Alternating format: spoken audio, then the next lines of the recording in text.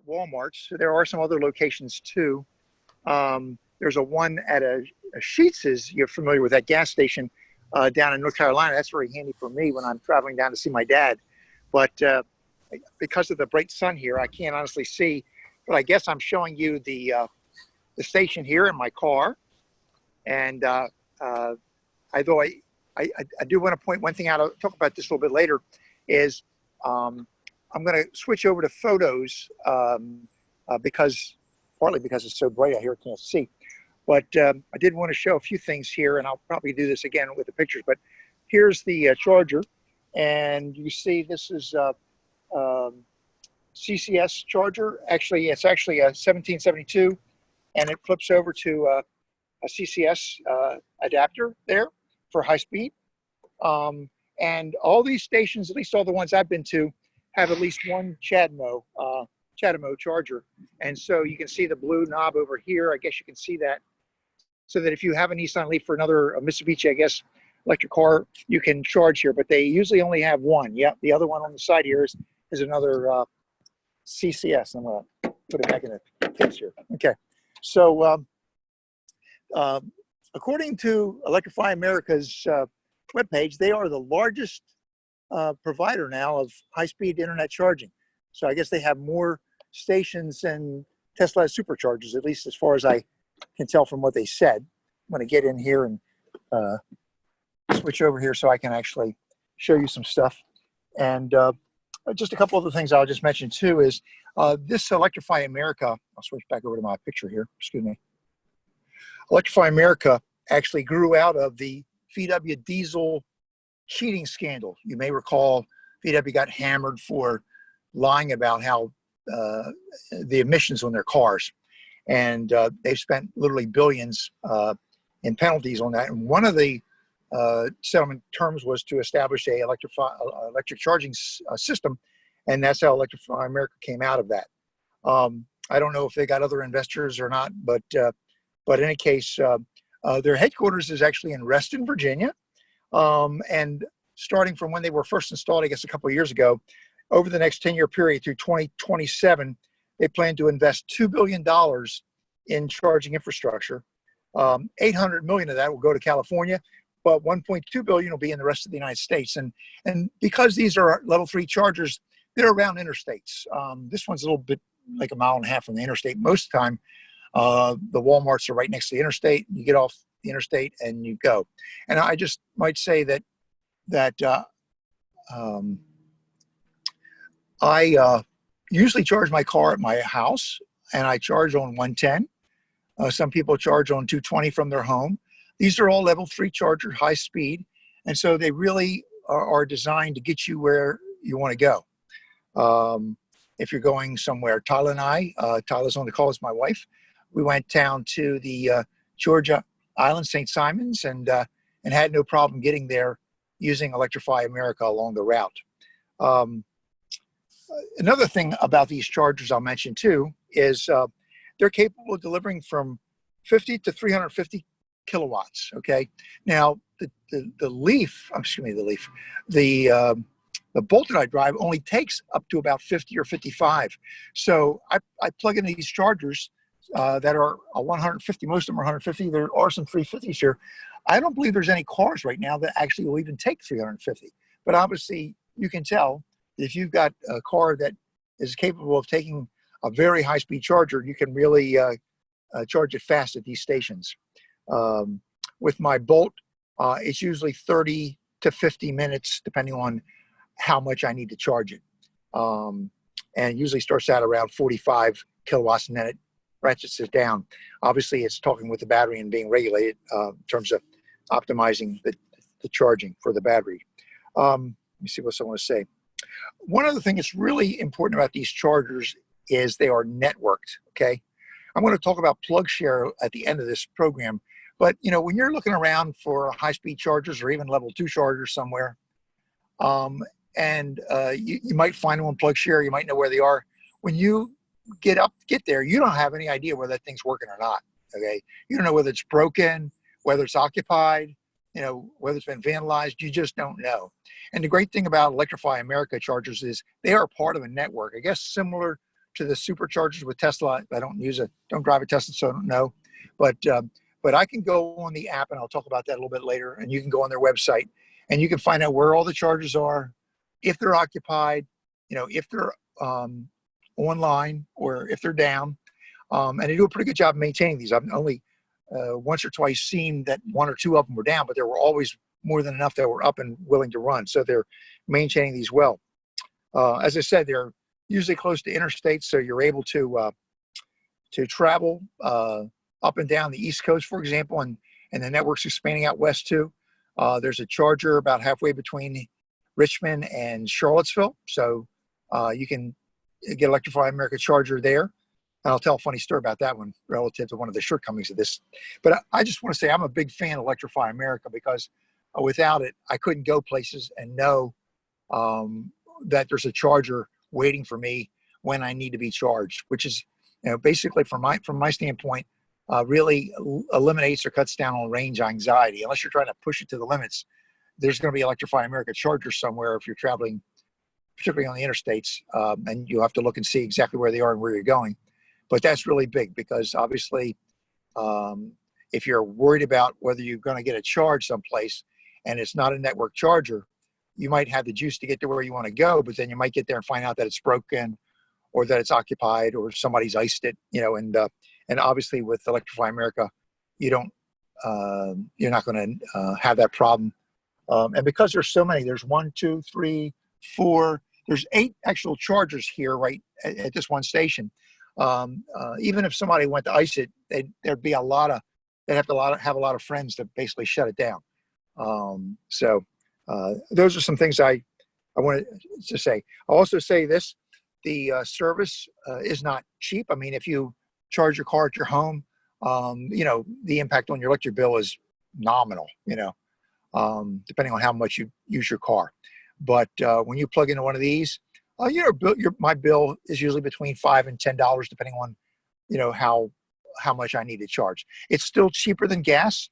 I know a lot of people complain about having to pay to charge their car, but this is such an incredible service to have high-speed chargers available to use on long trips that you should expect to pay. I mean, the capital investment has got to be incredible here. Obviously, $2 billion is what they plan to spend. Not to mention the electricity. So I'm not sure why they decided to put them at Walmarts, but most of them are at Walmarts. Obviously, they have very big parking lots, and these things are just a little bit out of the way, so it's not a big problem. Let me see what else I wanted to say to you before I switch over to photos. Let's see here. Okay, so I'm going to show you this. I'm going to step out one more time and show you on a sunny day, one of the problems you have with these chargers is that the screen is almost impossible to see. I can't tell what you're seeing here, but I don't know whether you can read. I can barely read. It says plug in first, right? So the first time I used one of these chargers, Tyler and I were driving out to Charlottesville. We stopped at the new charging station there, halfway between Charlottesville and Richmond. And I didn't have the app, or I hadn't gotten the app yet, so I figured I'd just use my credit card. Well, it was a freaking nightmare because I could not see. It was a bright sunny day. I could not see the screen at all. The good news is there is a customer assistance phone number.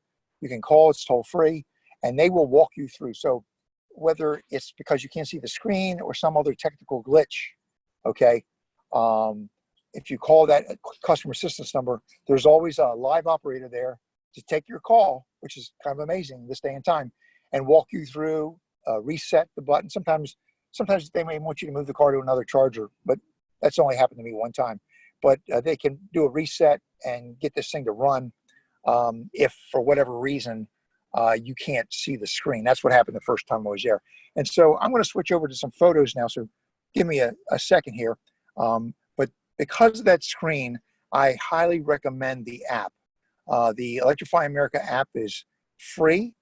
I happen to be on the Plus plan, so I pay $4 a month, but I get a discount, and it actually has saved me money in terms of what it costs to use the charger. So let me take control of the screen here now. Only the host can share this meeting.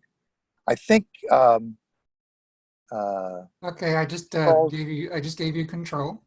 Okay, Charles has given me control. Okay, we're going to go to photos. Okay, there we go. And while Glenn does that, I'll point out that I can attest to the fact that because I actually installed the Electrify America app on my phone, and and I actually didn't have to. I was debating where I should join the plan, but I figured since I'm probably not going to use it very much, the nice thing is that you can just use the app and just load your credit card in there, or you can just use your credit card in the station. But it's going to be at a higher rate. So basically, it's one of those situations where if you feel like you're going to use it fairly often, if you travel a lot, then it's probably going to be a better deal to pay the extra monthly fee to get the lower rate. Right. And in all honesty, I don't use it that often, particularly right now. But our trip down to Georgia, and I was planning to go see my dad once a month, and it pays for itself. Anyway, are these pictures coming across pretty clear? Yep, I see him. See it perfectly. Okay, great. So here, this is that station again. I was charging my car just the other day, and again, here's the charging post that you see. And I went through this before. I wasn't sure what you could see, but there's my Chevy Bolt charger plug, and that's for 220 or 110, the 1772 socket at my house. And then you just roll it down, and you're good for the CCS. And again, these chargers have the capacity to go at very high speed, up to 350, but the Chevy Bolt is limited to 50, so it takes a little longer. But I can't complain. Okay, here's a picture of me plugging it into the car, and there's one on each side. I recall reading that you can only use one at a time. In other words, even though there's two plugs on this charger station, you can only use one. So I guess it's there for the convenience of where you park your car. Now that might change, but these things are I think they have some kind of coolant in them, because these things generate a lot of heat. Hey, Glenn, if I could just jump in here quickly. I Please think do. I've used EVgo stations that are very similar. They're usually dual-headed. And if it's like that, then in theory, it'll switch over once the first car is done. Okay. So it switches over once the car's done. Right. Okay. Right. But you can't run two at the same time because of I guess the demands on the power. Okay. Let's switch over to the next picture here. Okay. So here's a picture of the app. Okay. This is basically, it tells you where the chargers are. Okay. And so you can see there's a charger here in Richmond, right where I am right now. That's the little Thunderbolt. There's one in Emporia, okay, which is about 100 miles from here. There's one in Newport News now. I think that one's just operational. There's one halfway to Charlottesville. And you see them popped out. They're about 100, 120, 150 miles apart. So if you've got a Leaf that only goes 100 miles, I'm not sure whether this is going to make it. You're going to make it. Okay, but with the new Leafs that go, 150 or over 2 now, no problem. And I just want to say I had a Leaf and I loved it. It's a great car, but I switched over to the Bolt for a number of reasons. So again, I'm going to be talking about the app here. It tells you where the chargers are, and then if you press the button, press the Thunderbolt, it basically gives you details on the charger. Let's see here. Make sure here we go. Okay, and wait a second. Here we go. I'm sorry. You can see each charger is listed here, and including CHAdeMO and the CCS. And when you're ready to go, you touch the one you're at, and they've got the different numbers. The numbers are also at the top of the stations, and then you're ready to go. And I'm going to do a little diversion here. I wanted to again talk about the glare. Here's a picture of the glare. I wasn't sure what you could see because I was standing outside with my phone. But you can see the glare is really, really bad. And at night or on a cloudy day, no problem. On a bright sunny day, my God. And I complained about this when I called up that day. And I've since gone online and I've seen a number of people had the same experience. But there's an easy answer for that. Okay. If you have an electric car, you ought to have a smartphone. If you got a smartphone, you ought to have an app. So you see when you get there, it says you're near the charging site. Okay. And again, this is just a picture of my phone with the charging app there. And I can't scroll down because this is not the actual one, but if you scroll down, it's got every one of the chargers that's here listed, and it shows their capacity. The CHAdeMO is 50. That CCS next to it is 150. And this one may not have any 350s. I don't know. Maybe at the end. But so you use the app, and how do you get it started? Once first you plug your car in, okay, and then this lights up here, this Thunderbolt, and you swipe the charge. So you just swipe the Thunderbolt, and the car starts to talk. The battery starts to talk with the charger, and after about 20 or 15 or 30 seconds, they come to some mutual agreement, and you're ready to go. Sometimes, if it doesn't, you may have to restart it. But I've had less and less problems with that using my app. I think that very rarely happens. Okay, so once you get started, this is the inside of my car. You see, when I was here the other day, it was charged up to 147, and it said it would take me about 35 minutes to become 80% complete. I mentioned that because once you get to 80%, it drops down to a really slow charge, probably equivalent to a 220 as opposed to high speed. I guess that's one, to allow for turnover, and also maybe to protect the battery. But in any case, when you get up to 80% charged, it does slow down. It continues to charge, but it does slow down. Okay, next slide here. Okay, so again, here's a screenshot of me charging. Charging has started. I started off at 47%.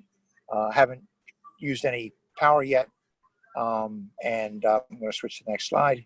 Okay, here you can see I'm only 68%, but I'm down to 22 kilowatts, right? And again, I think this is a function of my Bolt and not the charger. The charger would do, this one would do up to 150, but I was only charging at 220 kilowatts, and that's because of the Bolt's battery configuration. I think the newer Bolts are going to be able to charge faster. And you can see it gives you the amount of money that's charged, the charging time so far, and the energy delivered. One other thing I'll just mention, and Charles mentioned this to me too, I saw it, Electrify America is going to switch over to, instead of charging on a time basis, and I'll show you that time schedule in a second, they're going to charge you based on the energy used, okay? In part, that's because California is going to require that. In some states, like Virginia, they may not be able to do that because, as you probably know from wrangling with Dominion Energy, that the only people who can sell electricity are utilities. And so I don't know whether they've changed that law or not, but Electrify America probably can't sell by the power used. They have to sell by time because of Virginia's laws to protect ugly monopolies like Dominion. Actually, Glenn, I'm pretty sure that there is an exception for electric car charging stations. There are some, like there's one in Tyson's Corner, I think, that charges per kilowatt hour, but it's only for electric car charging stations. I think they have made an exception for just that. Good. That's good to know. I actually, now that you mentioned it, I do think I recall an amendment to allow them to do that. So I think in the near future, the charging schedule, the cost schedule for charging Electrify America will change. I'm going to show you what it is in a little bit here. Again, once the car is fully charged, and I don't see I have the percentage on it. This car was at 80% there, and you can see I can scroll up and I can hit stop charging, and at that point in time, the app talks with the charger and shuts it down, and then I can remove it, and then it sends me a receipt. I get an email receipt. I think I could get text as well, but I get a receipt for how much I charged, and because I'm on their plan, I get a statement each month too. Okay, and again, they got the phone numbers there. You can call 24/7, which is really nice to know. I mean, it's not like you're showing up with a charger that's broken. These chargers are on all the time, and there's somebody to call if you're having a problem, which is really huge. Again, I'm sure most of you had the experience of using PlugShare and relying on the people that use it to tell you whether it's working or not. And sometimes you'll see the last person who used it was a month ago. We'll go there in a second. Okay, so it asks you, are you sure you want to charge? You hit yes, it shuts down. and then you're good to go, back on the road.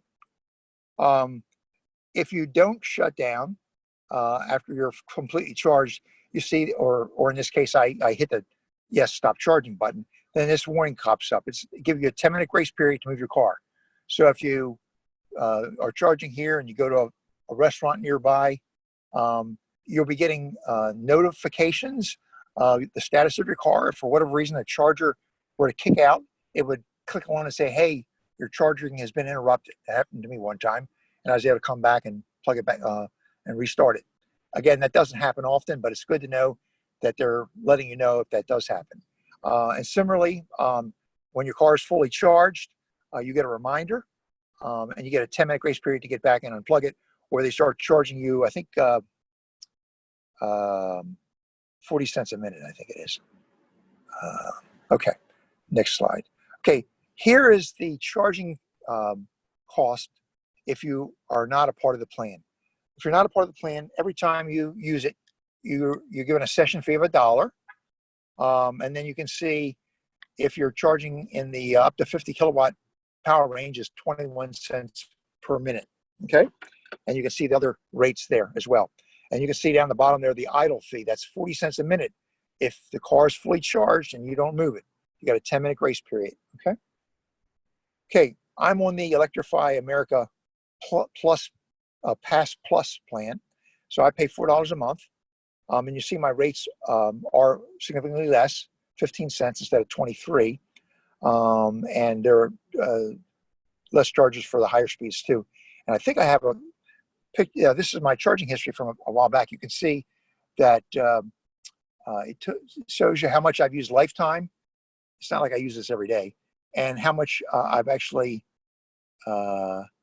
lifetime savings, $89. So I don't know whether that may be. I think that's my total charge. But in any case, you can, again, this is on your app. It tells you everything you need to know about when you used it, and you can scroll down and see the different dates of when you used it. You can see I used it on April 19th. I guess I took this later.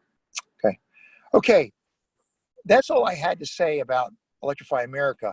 And let me just take a moment here to talk about PlugShare.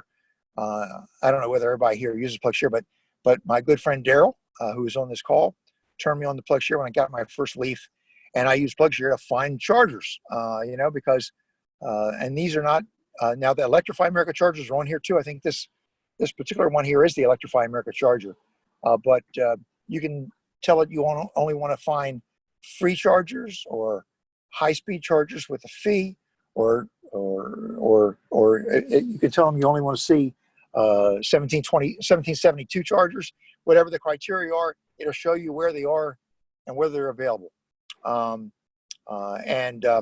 then fortunately, if you're there, you can check in, and then you can leave a note. You can actually say, hey, I was here, the charger's working great.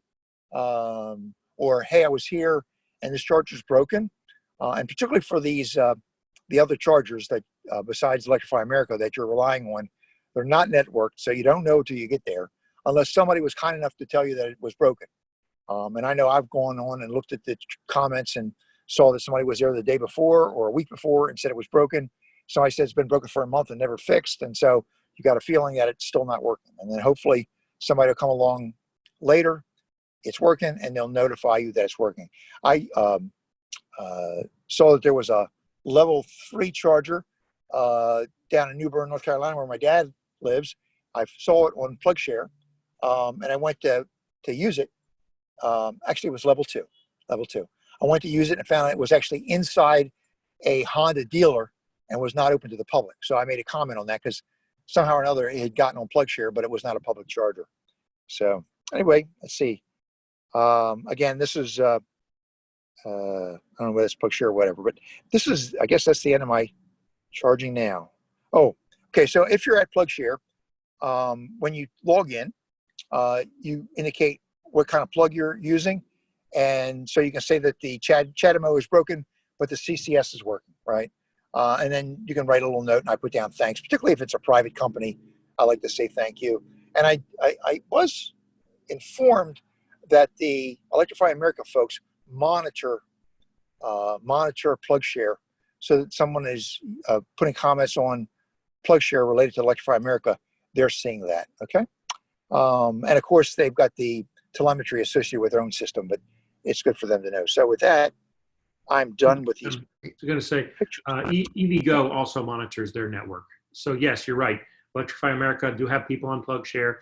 EVgo has people on plug share. They keep track of messages. They try to keep track because they know this is how we let them know. So thank you. It's a great comment. Great. Yeah. So I just want to say that again, aside from the screen that is impossible to see in the sunshine, this is a great system. And if you're traveling on the interstate, going somewhere, then you're going to have some kind of charging network. And this is, from what I understand, the largest network now, and obviously is the answer to the Tesla supercharger if you don't have a Tesla. So I'm going to stop there and see if there's any questions, and maybe I skipped something where I can, I'll go from there. Sure. Before we go to that, I just wanted to mention some of the things in the chat for those folks who are watching, will be watching on YouTube and Facebook. There's an interesting comment by Joe Baum in the chat. He said another way to look at the CCS connection on the car is that the upper part is AC, alternating current, and the bottom two under the orange cap is DC, direct current. And that's an interesting way of this, to keep it straight in your head. So I kind of like the way of thinking of that. Jeffrey had a comment. I use that as a way to explain to people too what looks like a complicated port, you know, and the people that don't have it, of course, it's clear that you can't do fast charging. Let me since we're talking about charging formats, let me say one other thing. So the CHAdeMO, okay, is designed for two-way. And I know that Leaf is talking about doing this too. You may be able to plug your car into a CHAdeMO charger at home and actually use your car battery to run your house in a storm, okay? And so the CHAdeMO technology is actually two-way. And I know that 1772 is not two-way.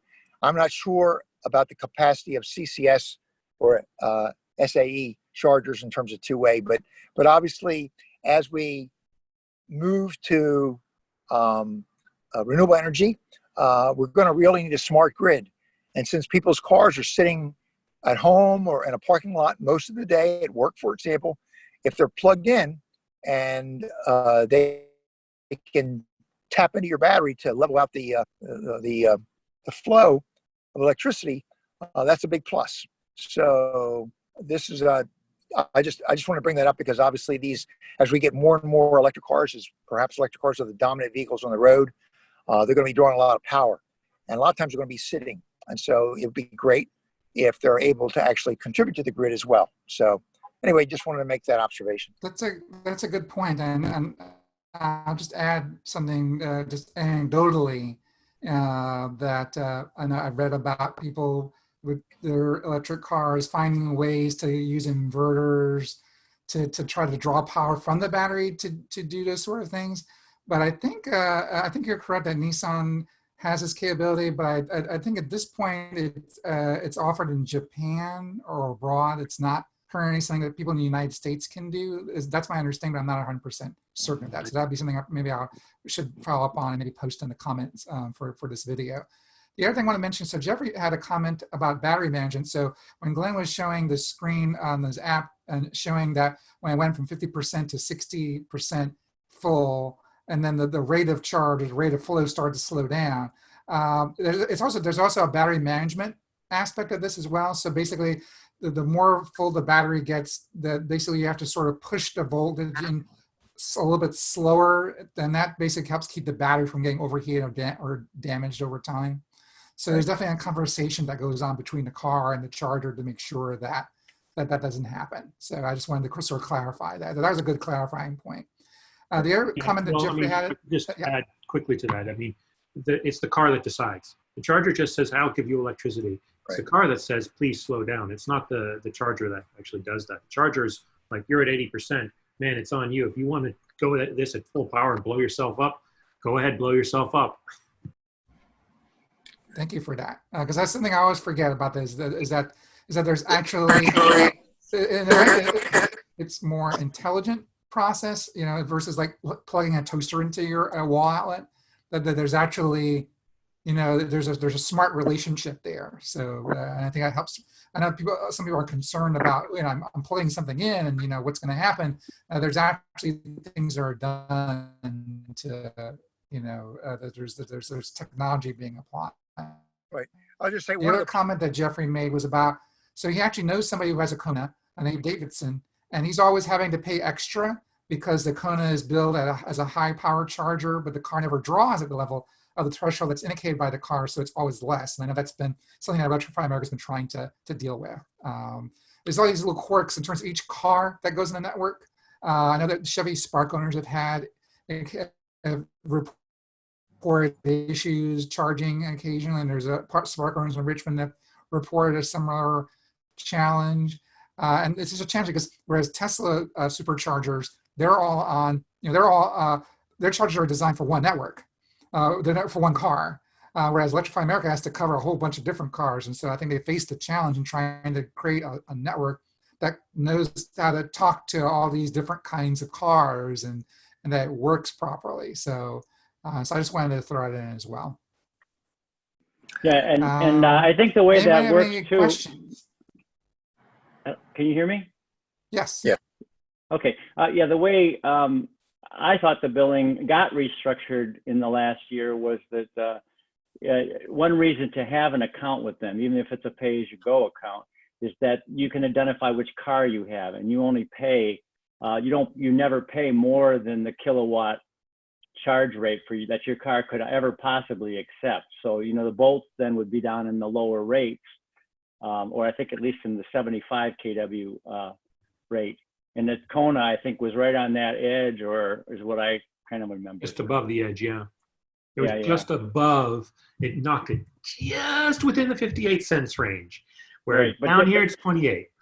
Didn't that drive the point though, where they actually made the change, because they said, yeah, we realize you could do that, but probably almost never will you charge at that peak rate. You'll be under it during your charge session. So I think they corrected that, but I mean, I could be wrong. Another reason.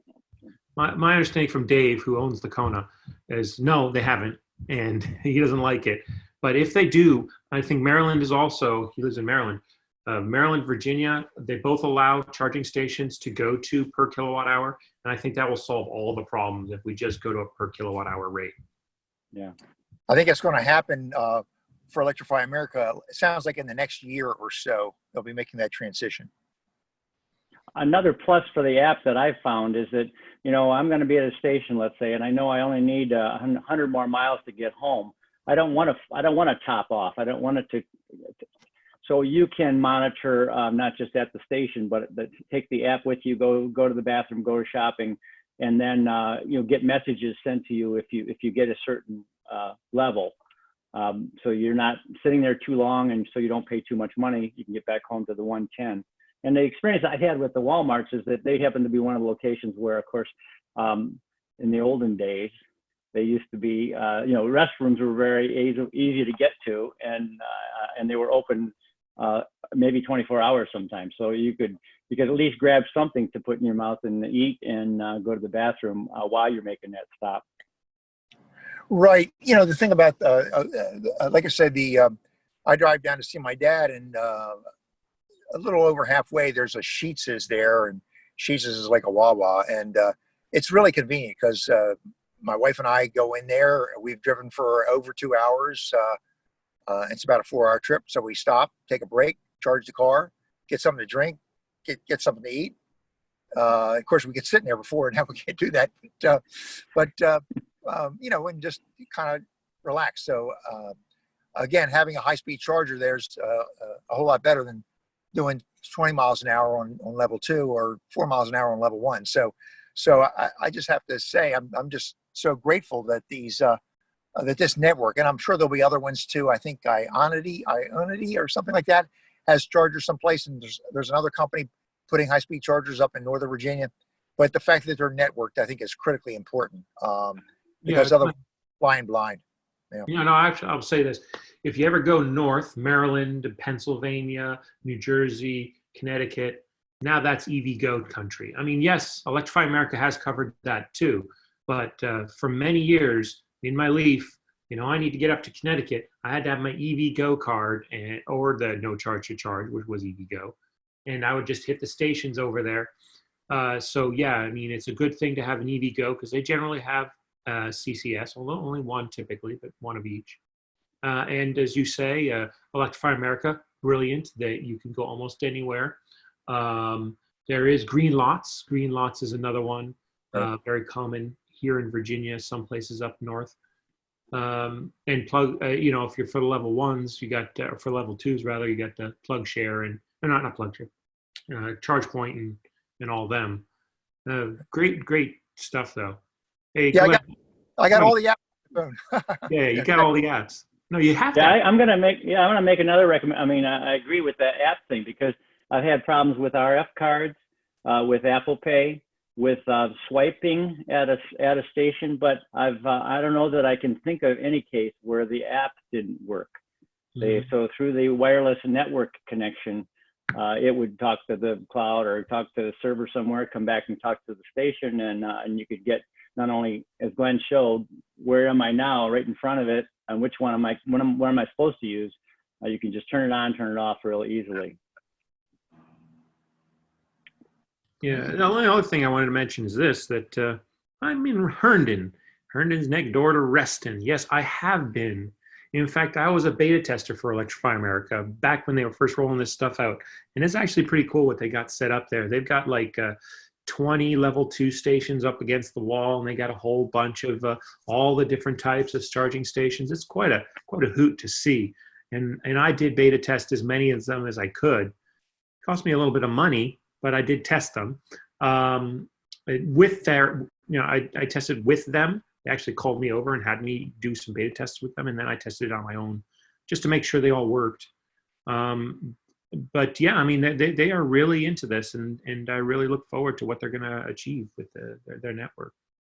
Yeah, I think that with Volkswagen rolling out, they had, as a part of their rethinking their entire company as a result of that diesel scandal, they really are going to be rolling out a lot of EVs, and they own or part owner, or obviously they funded the Electrify America starting capital. So this is going to be a big part of their network. And I think Ford has announced a deal with somebody else, but the more the better, actually, because right now we have the luxury of pulling up and the station's almost always empty. I mean, it's funny. I was at the Sheetses on my way down to see my dad, and there were 2 other cars there. It was a record, so there were actually 3 of us charging at once. And as I say, you look here, and there's actually 8 chargers sitting there in a row. And I think, and I don't usually use this charger because it's on the other side of town from where I am, and I don't need it at home. But there's a lot of capacity here for now, anyway. Well, sorry, Glenn. I was just going to say, of course, been in the Tesla. I've been pretty lucky with the Leaf because not too many times if I rolled up to a station and it's been occupied, but usually if it is, you're only there for 30 minutes, you just wait. But with the Tesla, it's been very interesting. Those killer weekends, the holiday weekends, that's when, you'll go to Delaware and there'll be like 15 stations and they're all full. Or one time I rolled in and I literally got the last one. And yes, Tesla will tell you, but those holiday weekends, and I'm just guessing that station, you will mark it on like Labor Day weekend or Memorial Day coming up, see how many are free at that point. Good point. Yeah, I don't usually go out on the holidays, but you're right. And obviously, we see. Hey, just out of curiosity, I can't see who all is on the call here. Do we have any new folks or folks who don't have an EV yet? Because I mean, we're all sort of talking shop, and it's always good to see if there's somebody visiting the call that doesn't have an EV or is thinking about an EV or is new, has a brand new EV. Because again, there's a wealth of knowledge on here. Yeah, from people. I was just gonna say, you read my mind. I think Steve has joined us on the call earlier. I know you've been thinking about EVs or trying to learn more about them. Did you have any questions? Steve, you're muted. You're still muted, Steve. Oh, there you go. There you go. Yeah, no, I'm quite educated. I just haven't pulled the trigger yet. So I've been doing mostly advocating. Great. So not yet. Next car, but not in the market for a car yet.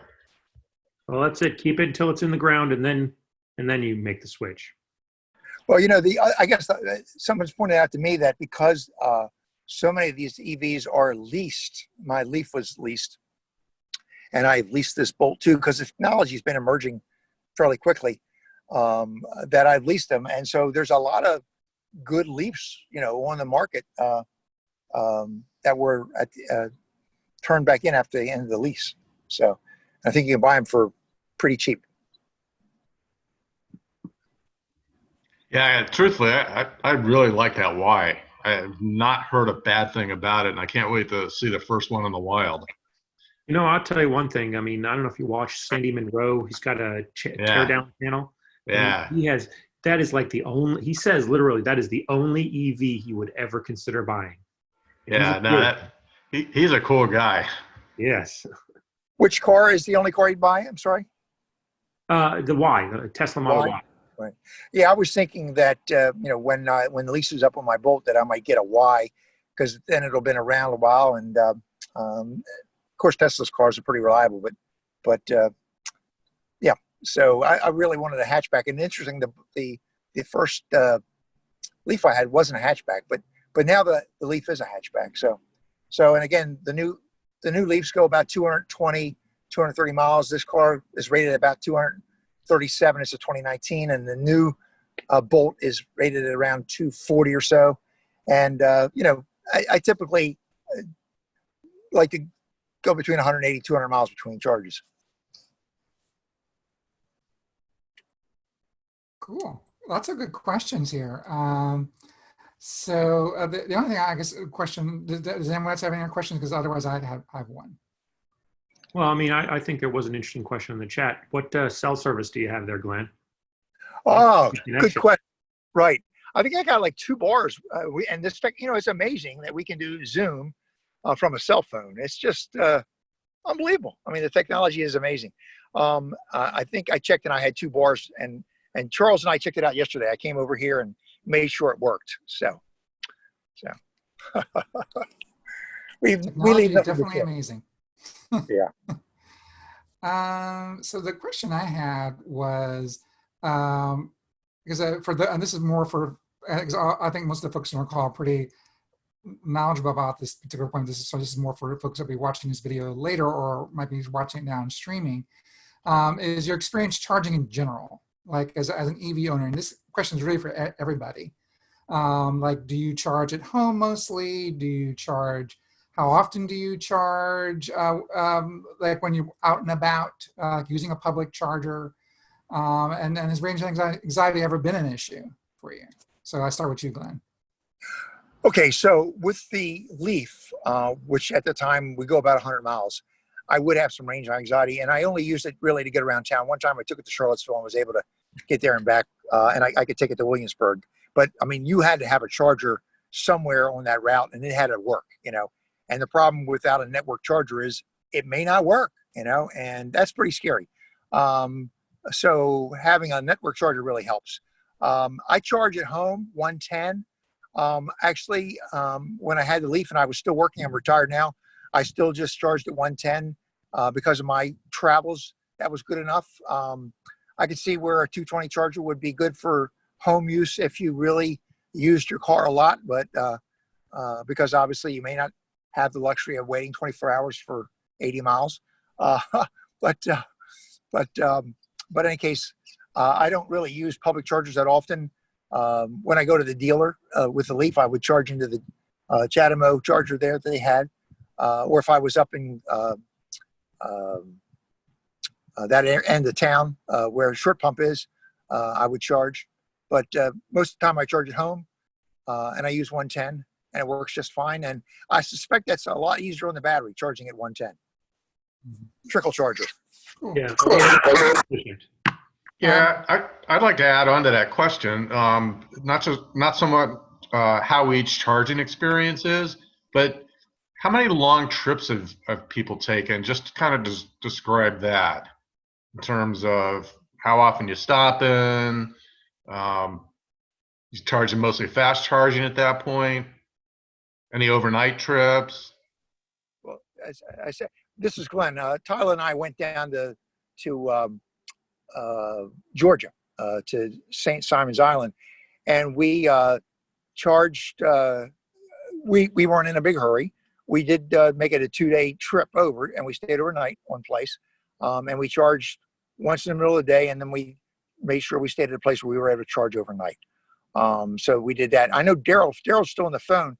Daryl's done some really long trips with his Tesla Model 3, and maybe he could weigh in. Yeah, I don't think he's on the line anymore. So, Okay. So Joe, Well, how about you? Yeah. I think he went to Key West one time, and I think he's been up to New York and up to New England several times as well. So, and of course, he's used the Tesla superchargers to do that. So I'm in Western North Carolina, and I've gone to Florida, down through Columbia, South Carolina, along the coast, through Jacksonville and over to Tampa Bay, and then come back that way. I've been up to Michigan, where my family is, in Ohio, mostly up I-75. The experience was totally unreliable, I guess I'd say 3 years ago. You really had to do homework. You really had to call the networks and find out what they knew about the stations. Have they been down? Are they getting repaired or whatever? Because we mostly had to depend upon one station per stop. So I think that's probably what most people did who used to do long distance driving. Nowadays, as Glenn's pointing out, with these EA stations, I mean, that experience has transformed me completely. Now, how often do I do it? I'm probably talking about 3-4 times a year, maybe. So my normal experience is just plugging in and home. I hardly ever use any of I don't think I've used my cards or networks for a year, I suppose. Yeah. I'll probably last October of the year, something And like Joe, that. quick reminder, which car do you have? I have the Bolt EV. So I have a Okay, that's what I thought. 2017 model. And the experience that's probably the most touch and go was in the wintertime. So if I'm traveling out of northwestern North Carolina and let's say it's middle of January, I can expect some 35-degree weather or something like that. And the range really cuts down there. So, I mean, I think the range that probably is more appropriate is like 180 miles if you're driving highway speeds at that temperature. So you can't plan to have the stations 180 apart. They have to be closer than that. So and it also adds, not only did we talk about how the car and charger communicate with each other for the battery management, the battery doesn't want to take that much electricity during the cold weather. So it really slows down the performance then. But still, I'm glad I was driving an electric, and I was able to make the trip, and we did it in 2 days. It was the first day was a real long one, but because I hadn't quite planned to have as close a stops as I wanted. But so we're talking about 1,500-mile trips, or somewhere between probably 800 and 1,500. And if you're over one stop, I mean, if it's only one stop in a day, that's very doable. It's when you start piling up stops and have to make them at less than optimal state of charges. You'd like to make them when you get it. You like to roll in at 10% state of charge because you get the most bang for the buck and you get it quickly. But I think that's coming. So right, to follow on, 2 questions real quick. One is, what's the normal range on the Bolt? So it's 238, I think, for the 2017 model. And 2020 model, I think, is 259 now, or 260, right around there. So 185 in the winter is what, 40%? Probably. That's the worst I've seen. The typical kind of, I'd say 70-mile-an-hour driving range is probably around 220. So plan for a stop every couple hundred miles. If you're going slower, if you just knock that down to 65, right, you can stretch those out. And then going back to cold weather charging, don't some of the other manufacturers condition the battery during winter charging so it's faster? Yeah, you've done your research. I mean, I think it's mostly Tesla at this point, right? Okay. I think the Kona may have some kind of heater in it. I'm not sure. I think I read that. On the Leaf, under 4 centigrade, it will start heating the battery. Okay. But I'm So not basi- sure. I mean, one of the I thought like this ads that Tesla had recently was if you know the car knows where your next stop is, if it's a station anyway, and they'll preheat the battery before you get to the station. So that enables you, when you hit the station, to charge faster than you would in my car. Whereas when you get into the station, okay, now you're starting off with a cold. That's when they start the thermal, the warming kind of process. So Right. I think that's the key that we're probably going to see more of that. Preconditioning. Right. Yeah, that's it. The Yeah, battery, supercharge. Right. while you're Good. driving, not just in the Mhm. car, in the Mhm. house. Yeah. All right, Jeffrey, I'll let you be the last word on in terms of what your charging experience has been, and particularly longer trips, and like how longer trips you take in frequency, all that good Yeah, stuff. well, I mean, for someone who's driven about 100,000 electric miles in his life, I mean, no more than that. I mean, whatever it is, almost 200,000. Yeah, I've done my bit. I've done the hard stuff, the Nissan Leaf with the various EVgo stations from Northern Virginia all the way up to Central Connecticut. And, sometimes, usually it goes pretty well. But I remember one year I was like, oh, I'm going to go over to this Nissan dealer in Delaware. And it's like, oh, sorry, our station is out. And so you just sit in there level 2 for a while and sit and sit and sit. But most of the time, and then I went to another station and it didn't work. And they charged me $5 for a station that didn't work in Pennsylvania. But I got there. I always do. One of the ideas is you always have a backup plan. If that station is not working, figure out what the backup plan is before, so you're not like, oh no, and I've only got 5%, I can't get anywhere. Even if it is just you're going to level 2 for 2 hours.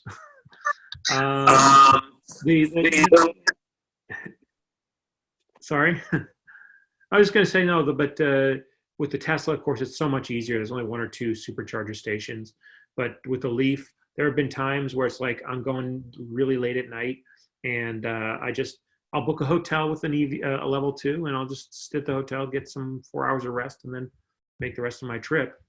But one other thing is at my house, I drive, at least with my current job, I drive about 60, 70 miles every day, and having the car sit at level 1 for the enough time to get enough battery capacity, that wouldn't work. So since the beginning, I actually got my level 2 charger before I had an electric car. I got it in 2010. I've had a Clipper Creek CS100 sitting in my garage since December of 2010, if I recall, something like that, or maybe earlier. It's been solid. Every night I just plug it in. I rarely, unless I'm going somewhere, I rarely ever need a charge. And the only other thing is I've tried the Tesla 300 kilowatt chargers, and well, my battery was too full to ever take advantage. So. Hey, I want to just Thanks mention. very much, everyone. I mean, this is Yeah. Sure. Let me mention one other thing here too. As I'm sitting here in the hot sun, I could have turned the air conditioner on, but anyway, when you're particularly in the summertime, but this could be depending on how big your array is. But if you got solar, I tell people that in the summertime, particularly, I'm running on the sun. Basically, my car is being charged by the sun, and I'm not using any fossil fuel.